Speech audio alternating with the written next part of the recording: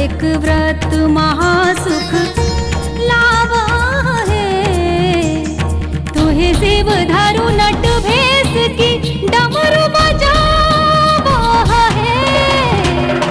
आजुनाथ एक व्रत महासुख लावा है।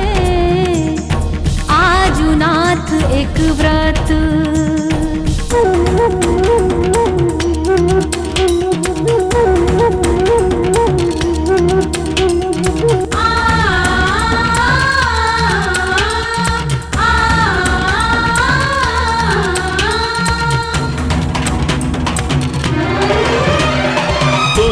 कह गौरा नाचे हमको न नाचब हे। चारि सोच मोहि होय कवन विधि बाचब हे। चारि सोच मोहि होय कवन विधि बाचब हे। सिरसा ससरत सांप दहो दिस धायत हे। कार्तिक पोसल मयूर से हो धरी खायत हे। कार्तिक पोसल मयूर से हो धरी खायत हे। जटा सचिलकत गंग भूमि भरी पाटत हे।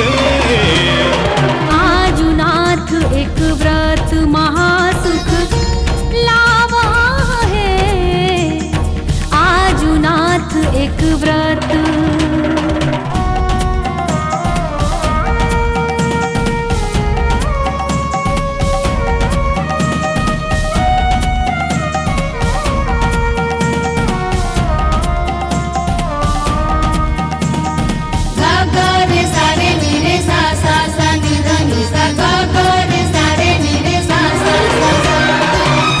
सहस मुख धार समेट लो न जायत हे।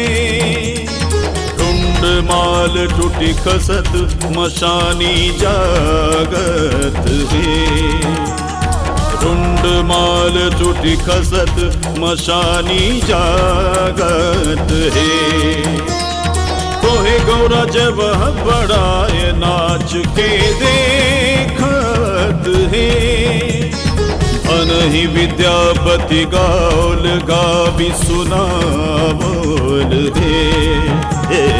अनहि विद्यापति गाओल गावी सुनावोल हे।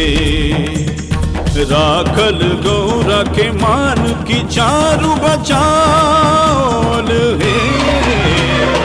आजुनाथ एक व्रत महासुख लावा है।